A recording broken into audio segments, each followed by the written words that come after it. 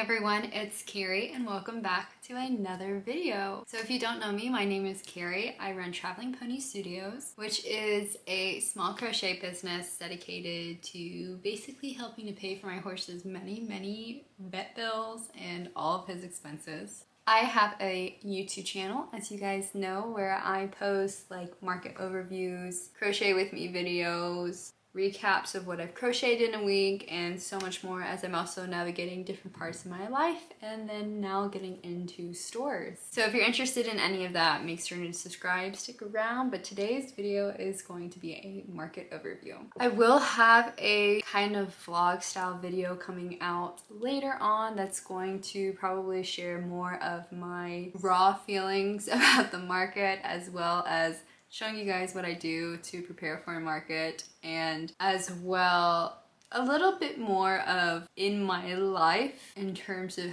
managing having a small business and going to markets while also running another small business that involves horses. But without further ado, I'm just going to keep things pretty straightforward and we're going to go over everything that I sold, how much I sold it for, the typical market overview type of videos. This market ran from 12 to 6, so it was my first market that was not necessarily a morning market. I usually do markets that are 10 to 5 or 10 to 6. So this one was 12 to 6. It was for 6 hours. The fee was $125 to get into it. We had the normal 10 by 10 space, all of that pretty much standard stuff. It was in the middle of, I guess you would consider it like a small town, I guess you would say. Just kind of those setups where it's like a lot of apartments, restaurants, all that type stuff. And so the tents were all set up in this little green area that was in the middle of like all the restaurants. This is my first summer market, so I was very interested to see it and how it would go, given the fact that I do live in Georgia and it gets quite hot. I want to say it got up to be like 91, 92 when we were there, and of course also being an afternoon market,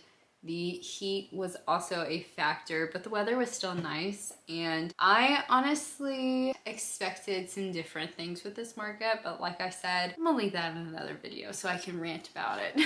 But let's go over basically everything I sold, and I will tell you guys, this market was really weird. And I got a lot more cash than I actually realized. I think I got like $300 or something in cash, which is a lot for me considering a lot of people do Square. And I want to give a huge thank you. I don't know if anyone actually watches my YouTube channels that went to that market. Nobody really said they did, but I had a few people who were just like the nicest people ever who came by and bought things. And actually some of the people I saw at my previous market in Woodstock, which was also really fun because I recognized them right away and they recognized me. But this was the first market that I think I've ever gone to where like I had a few customers who actually tipped me, and also who were just so nice. There was like 3 or 4 of them that just like made the day so much better. I think after I heard some of their compliments and everything, it kind of changed some of my opinions and how I was feeling on the day, because I was like, you know what? I really like these people really appreciate me, and it just really made my heart full. So I'm always so thankful to the people who just support me, because doing this small business and dedicating as much time as I have is definitely a risk, given that really my life was not supposed to be anything like it is right now currently. So I'm always so thankful for everyone's support and making me feel like I can kind of step out and do something like this when it's so out there for me. So the first thing that I actually sold at the market was before the market started. I think it was about like 10:30, 11. I honestly didn't even have things set up on the table. I think I had just started opening the boxes. These people came up and they started going through the bins. So I was like, all right, because I was kind of in a rush to get, I guess, everything set up with such a limited amount of time. We had basically like an hour and a half to get everything set up. So I was in a rush and they kind of came in, but they did buy 2 things, and they got a turtle and they got one of my ducks with my floaties. So that was $70 together, because I do the turtles for 20 and then the ducks for 50. After that, I sold one of the small stingrays, and that I sold for $12. I had an order for a sunflower turtle, which is $25, and I find this so funny. I made those sunflower turtles last year, and first of all, wow, my crochet has changed so much since last year. It's kind of like astonishing when I look at my old plushies. But at the same time, I never sold a single sunflower turtle the whole time I had them. For like the past 8, almost like 10 months, right? I feel like in the past 3 weeks, I've sold almost all of those turtles, which I think there was like 6 or something. In just the past couple weeks, like it's kind of mind-blowing to me. I don't know. I'm going back and forth of whether or not I should just like make another one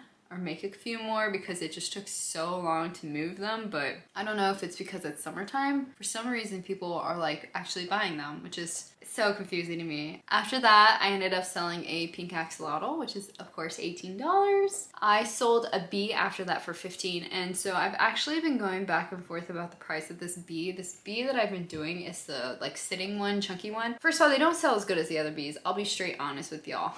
I just don't really like the other bees because I feel like the problem is everyone does those stinking bees. And the one thing about my table, and the one thing I highly, highly, highly encourage people who are doing markets, do not have the same stuff as everyone else. I can't tell you how many times I look at people's tables and we all have the or like people all have the same thing. And you know, they'll all have those little mushrooms and they'll all have the same bees, and they'll all have the same type of turtle, and they'll all have like the same type of like bunny. It's just, I highly, highly, highly encourage people to go out of your way and look up different patterns, different styles. Maybe they're best sellers, but I think it's more important to separate yourself from your competition, because trust me, if you're gonna keep doing markets, there is gonna come a day when you're gonna be at a market and somebody else is gonna have identical stuff to you, and it's basically gonna come down to who has the cheaper item.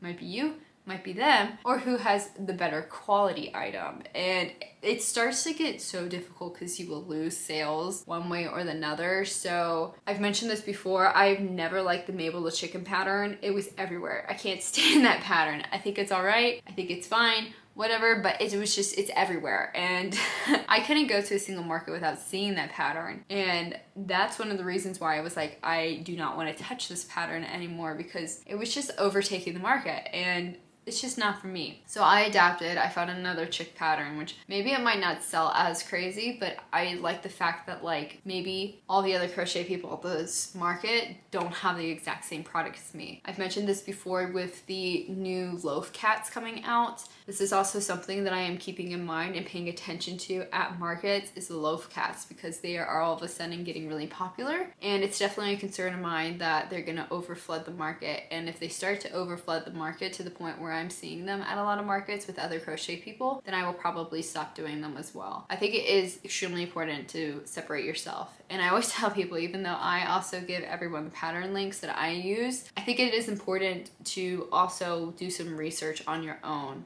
to make decisions, opposed to just using the same patterns that you see all of the big creators use. Because trust me, like if I go to a channel that has 50,000 subscribers and I use all the same patterns as them, there's a likelihood there's going to be other people using those exact same patterns from that person, and it just floods the market, especially if they're local. And that's my 2 cents on that. I got into a rant when I didn't need to get into a rant, but I have been doing the chunky bees, and I've been going back and forth with the pricing between 15 and 18. I did 15 this market, so I've been considering doing 18 just because there is a lot more to them opposed to your standard little round bees. After that, I sold one of my roses. The order afterwards, I sold a lavender, stingray, and mushroom for $40. And this is one of the people that were so nice. I had met them at Woodstock. They were just absolutely so sweet. And they ended up giving me a tip, and we talked for a while, and it just really made my day. So thank y'all. I sold one of the little baby aliens that looks like Yoda for $15. I had brought 2 of these to this market because this was a new item for me, and they both ended up selling, so it's very interesting to see. I sold 2 cats for $50 to $25 each. I sold the last Yoda afterwards, and that one was also $15. I sold a baby hippo in the gray color for $12. I sold a purple axolotl for $18. I sold a leggy frog for $12. And I sold a tiger for $15, and it was so funny. This little girl took forever to decide, and I thought she was gonna go for something pink, and then she just totally out of like nowhere picked the tiger, and we were all like, but it was adorable. I sold another rose afterwards for $12, and I don't think I mentioned this, but this market I did increase the rose price from $10 to $12. I sold one of the pigs for $15. I sold a capybara for $18. I sold a single stalk of lavender for $8. I sold one of the light blue whales for $12. I sold a purple squid for $18. I sold one of the T-Rexes, and I believe this was like a teal and blue one for $25. I batch made a ton of these T-Rexes, like I can't even remember, maybe a couple months ago or something, and I probably will have to do another batch make of them. That's kind of how I plan on doing it, is certain patterns and stuff I definitely try and batch make them, and that way I don't have to touch them again, because I'm very much the type of person that gets sick of a pattern fairly easy. So I do find with patterns like that, it is better for me to just spend like a day or two cranking out as much as possible or hitting that number I have, and then not touching that pattern for months, because then I can go back to the pattern and be fine. But if I was going to be making like one of them every day or one of them every couple days, I get pretty frustrated, pretty fed up with it fairly quick. So just cranking it all out is much better for me. I know that might not be the case for everyone else, but it definitely just like works better from my mind. I sold 2 octopuses afterwards for $20, and this was in the brunette color that I've been trying to get rid of for the longest time, which is shockingly my best selling one for the octopus. I've been very surprised by that, but I am not going to be tempted to buy more just because of the fact that it's selling.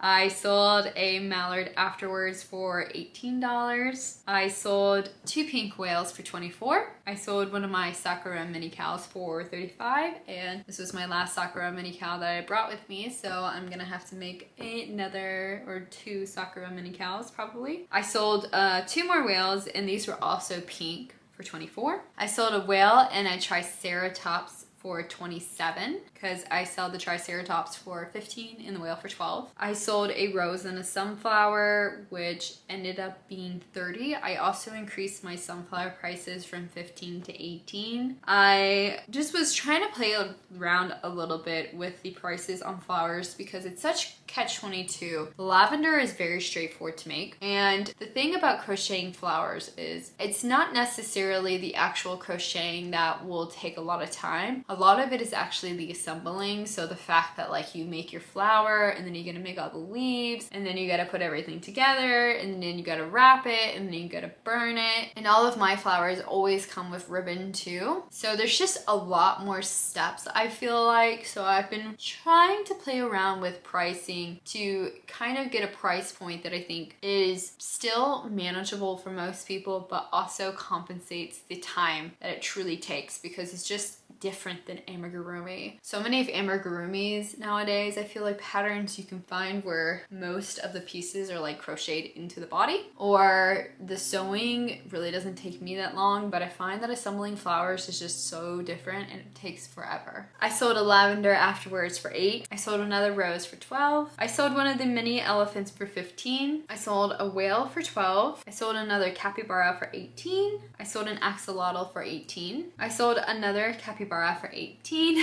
I sold one of the baby bunnies for $35, and this was the single baby bunny that I was able to make before this market. So I definitely will be trying to make a few more before my next market, because same thing, these were a pattern that I was doing last year that I could never sell, and then now all of a sudden I'm selling them. So that just shows you how it's so difficult to ever figure out what is going to actually sell and what is actually not going to sell. I sold a panda for $15. I sold a turtle for $20. I sold a sunflower turtle in B for $40, because my sunflower turtles are $25 and then my B is $15. And then to end the day, I sold a pop-up mushroom for $12. So this market, I sold a lot of whales. I actually think my whale color that I sold out of was pink. I sold all 4 that I brought. And this was also the market that I sold a few capybaras. I have not been able to move my capybaras really that much. Same thing with sunflower turtles. Have not been able to move the sunflower turtles until this market. And then of course, most of my typical best sellers were like the standard stingray, axolotl, roses, small items like that. I didn't sell as many cats as I did the previous market, so that is something interesting to keep in mind. But we're gonna go on Square right now, and I'm gonna give you the breakdown, a little bit of the numbers. Like I said, I had a lot of cash and I had a lot of Venmo opposed to Square. I have a sign on my table that basically says like, if you use Square, credit card, any of those things, you will be charged tax. So sometimes when people ask me, they'll say, you know, which one do I need to do? And I always tell them or give them the option and say, well, if you use cash or Venmo, you don't have to pay tax. And so sometimes that's one of the ways that I end up getting people who do cash or Venmo opposed to Square. But I would say vast majority of the people who actually did Square this time were all Apple Pay. So that is definitely something that is very popular now, is just using your phone to pay for everything. So this market was a little bit of a slower market, I guess you could say, but when you actually look at the amount made, I realized that it wasn't as bad as I thought it was, and the number still ended up being all right. So I don't have the number off the top of my head. I had written it down, but it's gone. But I made roughly around $8.50 maybe, somewhere around that range. And I'll say for such a short market, it felt like forever.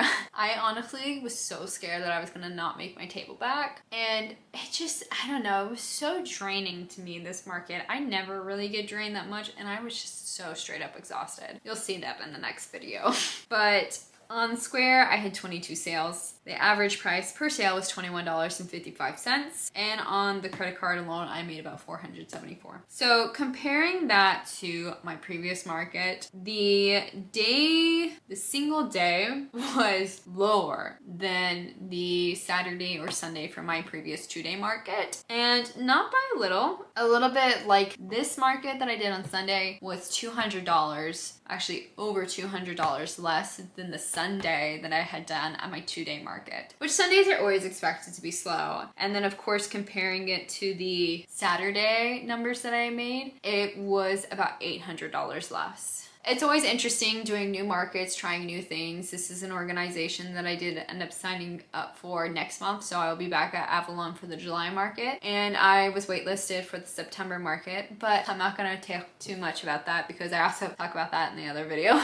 So that is basically what I have for you guys. And of course, the thing with these market overviews is just know that the market is so crazy all the time in economy, so you really never know what you're gonna make. One of the main reasons I make these videos is not to necessarily brag and say that I made all of this money, but it's more so to show you guys that you can do it and that certain patterns also do better, and also to give you guys an idea on the price points that I put my patterns at, or my plushies, just because I know that is really one of the biggest things, or the hardest things for new people getting into markets, is figuring out what to sell, what price point to sell it at. All of those factors are so big and can honestly set you up for failure or success. So I hope this video helps you guys out if you're interested in any of that stuff.